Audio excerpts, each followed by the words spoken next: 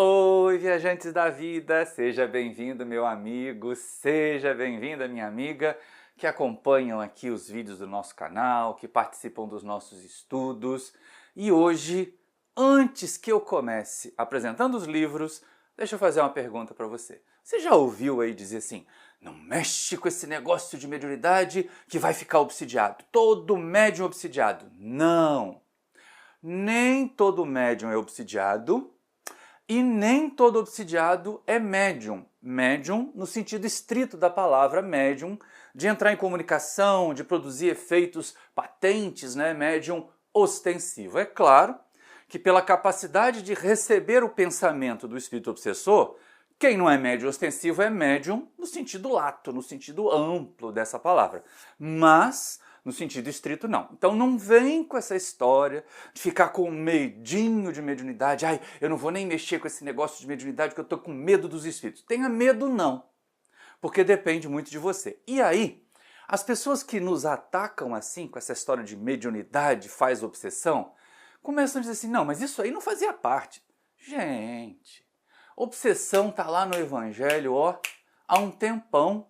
O que mais a gente vê é caso de obsessão. Só que lá eles chamam o espírito obsessor de demônio, só isso. E a desobsessão começou lá no Evangelho, com Jesus. E seguiu depois com seus apóstolos, e depois com os discípulos dos apóstolos, até chegar aos nossos dias de hoje, claro, com melhor compreensão da mediunidade, com o formato que nós temos hoje. Mas, olha que coisa bonitinha, aqui no Seara dos Médiuns, nesse capítulo 66, que o Emmanuel intitulou, né, Obsessão e Evangelho, uma mensagem de 9 de setembro de 1960, ele foi buscar lá no item 244, já no capítulo 23, da segunda parte aqui, ó, do Livro dos Médiuns, que trata da obsessão. E aí é o primeiro tratado sobre obsessão que Kardec fala, em que ele diz, nesse capítulo 23, que tem obsessão simples, fascinação e subjugação. Depois, lá na Gênesis, ele vai entender que a subjugação muito profunda, que a subjugação com perda grande de capacidade motora, de raciocínio, é a chamada possessão, do muito antigamente, lá do povo que tinha medo de estar possuído pelo demônio. Pois é, então, Livro dos Médiuns, Seara dos Médiuns vão tratar para nós hoje de obsessão e desobsessão. Só que o Emmanuel, como o Emmanuel nos dá ferramentas. Ele traz para nós essa ferramenta boa, essa ferramenta positiva de nós dizer assim, olha, não preciso ter medo da mediunidade e nem preciso achar que o trabalho que a gente faz é inútil, ao contrário. Porque Jesus, aí está aqui no Evangelho, né, ele tem essa relação com o Evangelho, e os seus seguidores faziam desobsessão, já que a obsessão existia, não tinha o que fazer, né? Constatado o fato. A gente tem que lidar com ele, obsessão é um fato nos evangelhos, vamos lidar com ele. E quem melhor lida com ele, esse fato, a obsessão, é Jesus. E na sequência dele, os amigos que o seguiam, os apóstolos, e depois os discípulos, e depois os cristãos de um modo geral. E aí, à medida que a gente foi ficando ignorante, à medida que a gente foi se distanciando do exemplo de Jesus, foi fazendo mais bobagem, e aí passou-se até aquela história do exorcismo, do expulsar pela força, do expulsar por alguns atos mágicos, que não tem nada a ver com a desobsessão à luz da doutrina espírita. Mas, para a gente entender o que o Emmanuel fala aqui, a gente tem que pensar o que o Kardec estava falando aqui. E ele fala exatamente sobre esse temor. O temor de que a mediunidade seja uma porta que se abre para a obsessão. Sim, pode acontecer, mas depende muito mais das falhas do médium do que da faculdade. A faculdade é neutra. Tá? E a gente vai ver médiums trabalhando muito bem com a sua mediunidade, ajudando muita gente, e outros médiums que caem nas malhas da obsessão, ficam fascinados, normalmente fascinados, se achando os bambambãs, os missionários, os melhores médiums, e aí fazem um monte de bobagem. Mas, no geral, dizer que porque é médium vai ficar obsidiado, não. Até porque melhor para os espíritos obsessores que eles não sejam percebidos, né? Mas vamos aqui o que o Kardec diz no Livro dos Médiuns, porque é interessante para a gente começar a nossa reflexão e entender como Emmanuel vai finalizar a mensagem dele. Diante do perigo da obsessão, ocorre perguntar se não é lastimável ser-se médium. Não é a faculdade mediúnica que a provoca? Numa palavra, não constitui isso uma prova de inconveniência das comunicações espíritas? Fácil se nos torna apresentar a resposta e pedimos que a meditem cuidadosamente. Aí vem Kardec com a sua lógica de sempre, né? Não foram os médiuns nem os espíritas que criaram os espíritos. Ao contrário, foram os espíritos que fizeram haja espíritas e médiuns. Não sendo os espíritos mais do que as almas dos homens, é claro que há espíritos desde quando há homens. Por conseguinte, desde todos os tempos, eles exerceram influência salutar ou perniciosa sobre a humanidade. A faculdade mediúnica não lhes é mais do que um meio de se manifestar. Então, com os 2 slides aqui da fala de Kardec, a gente já começa a perceber o seguinte: para nós, movimento espírita, que temos um manual para aprender a lidar com a mediunidade, a gente não tem que ter medo da mediunidade, porque a mediunidade não é a causa da obsessão. Aí, como Kardec diz, olha, muito antes de ter médium, muito antes de ter espiritismo, havia já obsessão, havia já mediunidade, havia os espíritos. Tá? Essa é a questão. A comunicação com os espíritos ela é muito anterior. Ela é muito mais antiga do que a formação, a consolidação ali dos princípios da doutrina espírita, que são do século XIX. Então, quando Allan Kardec chama atenção para isso, e principalmente aqui nesse segundo slide, ele diz assim, olha, muito antes de existir espíritas e médiuns, existia espírito. E foram os espíritos que fizeram que exista hoje, nos tempos modernos, espíritas e médiuns. Parece um jogo de palavras, mas não é não. Mas o mais importante é o que tem logo depois. Por conseguinte, desde todos os tempos, tempos muito remotos, eles exercem influência boa ou negativa sobre as pessoas. Isso se chama, por um lado, inspiração, proteção espiritual, quando a influência é boa, ou obsessão, quando a influência é ruim. E isso aparece muitas vezes, mas muitas vezes no Evangelho. Então, para evitar o medo da mediunidade e para evitar que a crítica de que você é médium, está lá no centro espírita, vai ficar obsidiado, que os outros fazem, é que o Emmanuel entra com o texto dele, chamando a nossa atenção, mas olha que coisa bonitinha. Se você quer fazer um estudo rápido sobre as formas de obsessão e sobre a desobsessão que pode acontecer em cada uma dessas formas de obsessão, vá nesse capítulo 66 do Seara dos Médiuns. Porque o Emmanuel ele vai pensando e ele vai dando a referência. Você pega esse livro, Seara dos Médiuns, pega o Novo Testamento, coloca um do lado do outro, e quando o Emmanuel falar, você vai lá e lê a passagem. E aí você vai ver a atitude do colaborador da desobsessão. Nos primeiros momentos, é claro que o colaborador da desobsessão é o próprio Jesus. Com aquela autoridade moral toda, não tinha quem resistisse a ele, já que os espíritos exercem uns sobre os outros, autoridade moral irresistível. Então está lá no Livro dos Espíritos também, para a gente poder ter certeza, confiança disso. Mas o Emmanuel vai chamar a nossa atenção para a antiguidade do processo obsessivo e para a antiguidade da terapia desobsessiva. Olha só, há quem diga que o Espiritismo cria obsessões na atualidade do mundo, respondamos com os próprios evangelhos. Nos versículos 33 a 35 do capítulo 4 do Evangelho de Lucas, assinalamos o homem que se achava no santuário, possuído por um espírito infeliz, a gritar para Jesus, tão logo lhe marcou a presença: "Que temos nós contigo?"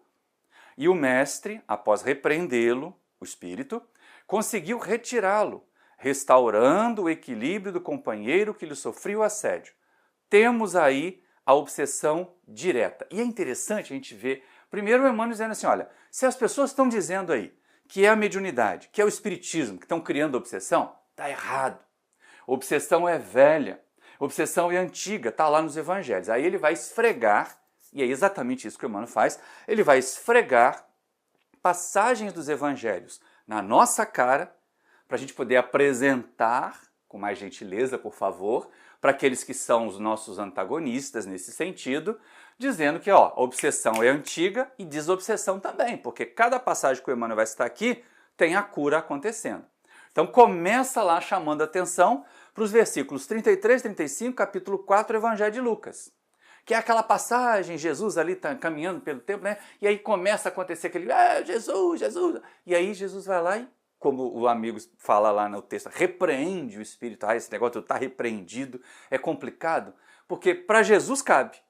Para Jesus até caberia repreender, mas para nós, com a nossa pouca evolução moral, melhor não repreender espírito obsessor, não. Melhor esclarecer, dialogar com ele para tentar, né, chegar a um denominador melhor na sua prática. E aí, ele comenta ali, ó, o mestre se aproxima, né, cura a obsessão. Como? Usando a sua autoridade moral, ele afasta o espírito obsessor, restitui o equilíbrio ao companheiro que sofria. E aí o Emmanuel classifica isso como obsessão direta. Ali o indivíduo estava mediunizado mesmo. Ali o indivíduo tinha mediunidade ostensiva mesmo. E mesmo assim foi possível tratar, foi possível socorrer. Mas o Emmanuel vai seguir com outros exemplos. E ele vai classificando, ele vai rotulando ali os tipos de obsessão, e a gente vai vendo que qualquer que seja o tipo de obsessão, lá nos textos do Evangelho, eles encontraram solução. Então encontraram desobsessão. Do contrário, não seria resolvido, não é? Não demonstraria o sucesso. Aí ele diz assim, olha, nos versículos 2 a 13, então um trecho grande, do capítulo 5 do Evangelho de Marcos, encontramos o auxílio seguro prestado pelo Cristo ao gadareno, tão intimamente manobrado por entidades cruéis e que mais se assemelhava a um animal feroz refugiado nos sepulcros. Temos aí a obsessão seguida de possessão e vampirismo. E é interessante que essa história do chamado endemoniado gadareno aparece em Marcos, aparece em Mateus também. O Emmanuel preferiu pegar o de Marcos aqui. Mas a melhor parte de tudo isso, né, é que o indivíduo vivia nos sepulcros. Ele não era nem considerado digno de viver entre os vivos.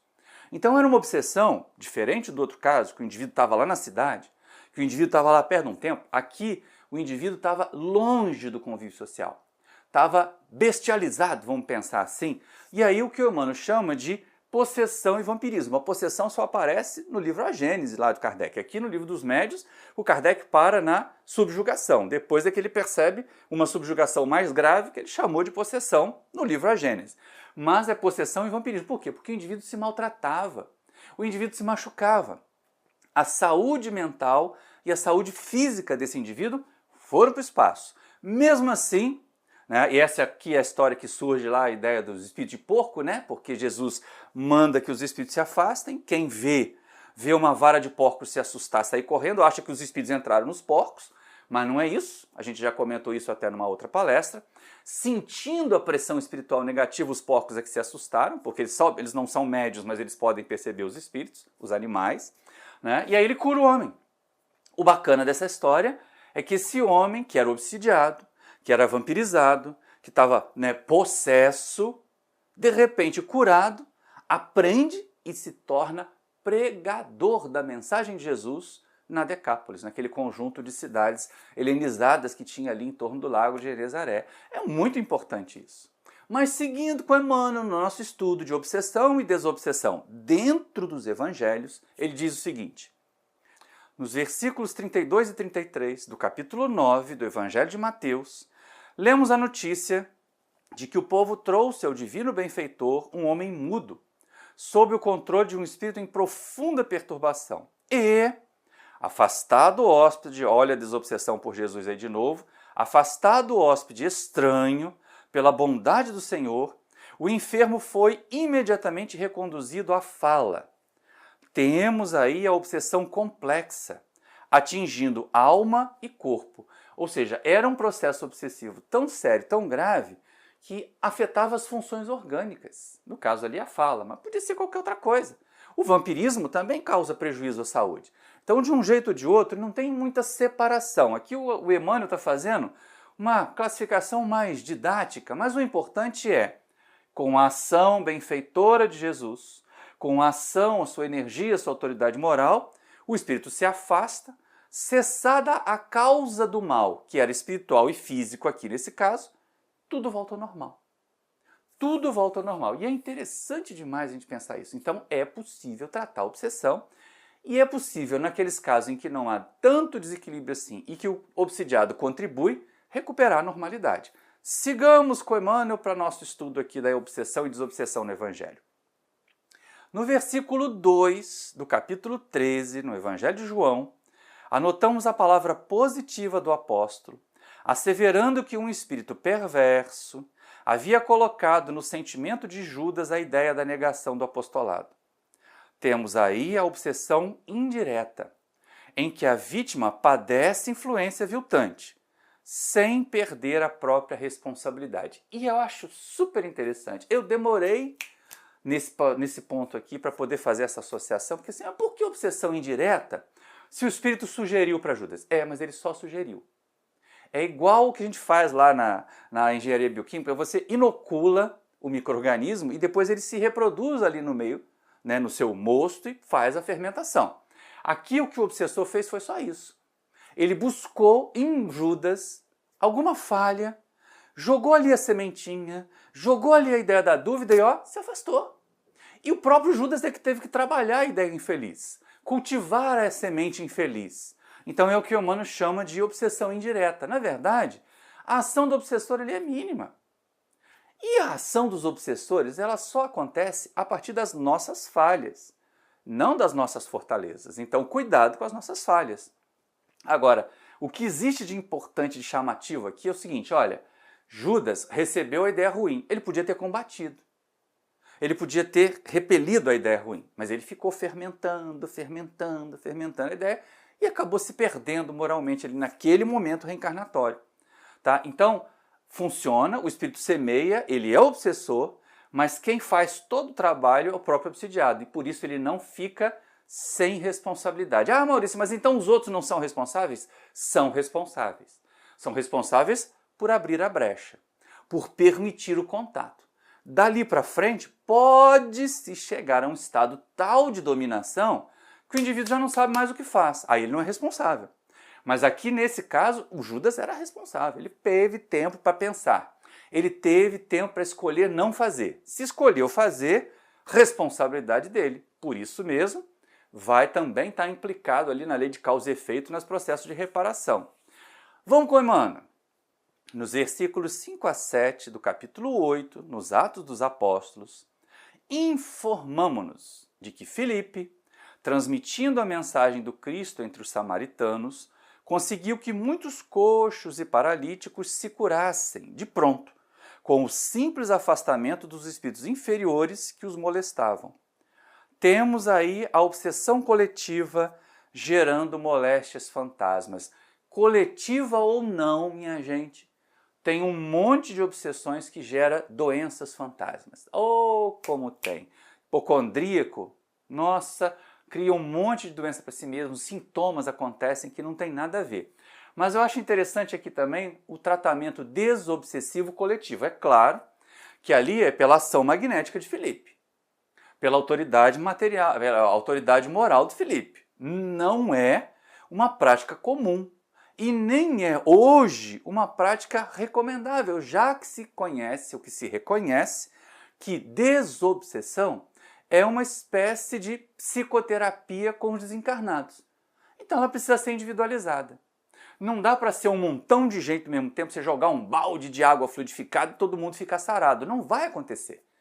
Então perceberam, meus queridos e minhas queridas, que a gente tem ali o processo obsessivo acontecendo e todos esses casos, todos esses que o Emmanuel relata aqui, tem muitos outros. Tem muitos outros, aquele do pai que leva o filho caindo, lunático lá, que cai no fogo, cai na água, e os discípulos não curaram por causa da pouca fé, não tem esse? Jesus vai e cura? Pois é. Tem vários outros casos de obsessão que encontram cura nos evangelhos, até porque os evangelhos só vão relatar os casos de cura, né? Mas é interessante a gente perceber assim, tanto a obsessão já existia lá atrás, quanto a desobsessão. O que nós fizemos no Espiritismo foi aprimorar as técnicas de desobsessão, para que a coisa seja feita com mais serenidade, para que a coisa seja feita de um modo mais harmonioso. Mas desobsessão sempre existiu, porque obsessão, que veio antes, também sempre existiu. E olha que antes mesmo do Novo Testamento. Vai lá no Velho que a gente vai achar. Para concluir, o Emmanuel vai chamar a nossa atenção dizendo o seguinte: E de ponta a ponta do Evangelho, né, vemos que o Novo Testamento trata o problema da obsessão com o mesmo interesse humanitário da doutrina espírita. Não nos detenhamos diante dos críticos contumazes.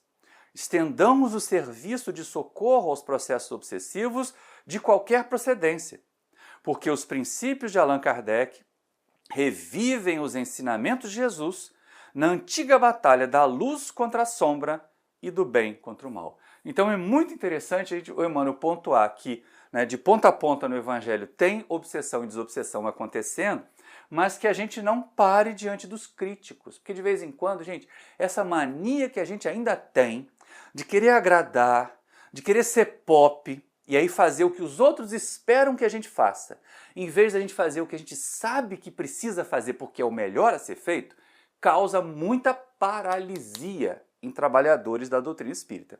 E é exatamente nisso. E aí, olha que analogia bonitinha, olha que associação bonitinha. Vamos estender o serviço de socorro desobsessivo, o que não quer dizer que a gente tem que montar reunião mediúnica de desobsessão a todo custo, com médiuns despreparados. Não, ao contrário. Quero montar uma reunião de desobsessão no meu centro. Vamos passar um grupo de médiuns, vamos estudar, vamos ver primeiro como é que funciona. Algum tempo depois se inicia. A maioria das reuniões de desobsessão sérias, vitais, vigorosas, que têm uma longevidade, surgem assim. Aquelas que surgem do de repente, do junta um grupo aí para a gente poder receber espírito aqui e orientar, se não tiver estudo, a gente já falou sobre isso até em capítulos anteriores, aqui mesmo na playlist Mediunidade em Foco, se não tiver estudo, vai dar ruim, vai dar problema. E a reunião costuma fechar, e até o centro costuma fechar, porque aí sim se abre porta para a obsessão. Mas é como o Emmanuel diz aqui, olha, vamos levar o serviço da desobsessão nos mesmos princípios. Por quê? Porque Kardec faz reviver, ou a doutrina espírita, melhor dizendo, faz reviver os ensinamentos de Jesus, que eram a ideia de você aplacar o mal, serenar aquelas criaturas que estavam praticando o mal, apresentando a proposta do bem. Então, primeiro que a gente pode concluir aqui, mediunidade não causa obsessão. Segundo, obsessão e desobsessão sempre existiram desde a época mais remota, desde que o homem entrou na fase humana da evolução e entrou em contato com os espíritos exercem influência boa ou exercem influência ruim sobre nós, e que obsessão já existia na época do Evangelho e desobsessão também. A gente só precisava aprimorar as técnicas. Feito isso, agora é estudar. Quem quiser trabalhar com desobsessão, quem quiser, sendo médium ostensivo, trabalhar na desobsessão, por favor, se qualifique. Porque médium sem qualificação, sem estudo, sem compreensão, sem disciplina, não vai granjear a ajuda dos bons espíritos e vai ficar entregue aos outros. Aí a obsessão fica na conta do médium. Espero que você tenha gostado dessas reflexões, tenha percebido aqui o quanto que o Emmanuel nos instrumentou para falar de obsessão e desobsessão nos Evangelhos, nos textos do Novo Testamento. Ele ficou só no Novo Testamento aqui, podia ter ido para o Velho mole. Está lá Nabucodonosor obsidiado. Né? Então a gente começa a perceber assim, quantas e quantas criaturas no passado passaram por processos obsessivos, encontraram mensageiros do bem que fizeram a desobsessão e se recuperaram. Então sigamos fazendo esse trabalho com critério, com organização. E aí, como eu dizia, espero que você tenha gostado dessa nossa reflexão. Se gostou e ainda não é inscrito ou inscrita aqui no canal, se inscreva, por favor. Acione o sininho para receber as notificações para nossos vídeos de todo sábado ou para nossas lives de toda terça. E se gostou, deixa um like, porque isso ajuda ao YouTube perceber que vale a pena passar esse vídeo ou mostrar esse vídeo para outras pessoas. E também comente aí embaixo para eu saber como é que o nosso trabalho está chegando até você. Se não gostou, deixa o dislike e comenta também. E se achar que vale a pena, mande o link desse vídeo para outros dos seus companheiros, conhecidos, também interessados nesse assunto da mediunidade, interessados no assunto da obsessão, porque assim você me ajuda a intermediar a mensagem da doutrina espírita e do Emmanuel e levar a outras mentes e outros corações que também podem se beneficiar dela. Um grande abraço para você, muito obrigado pela sua atenção e até o próximo vídeo!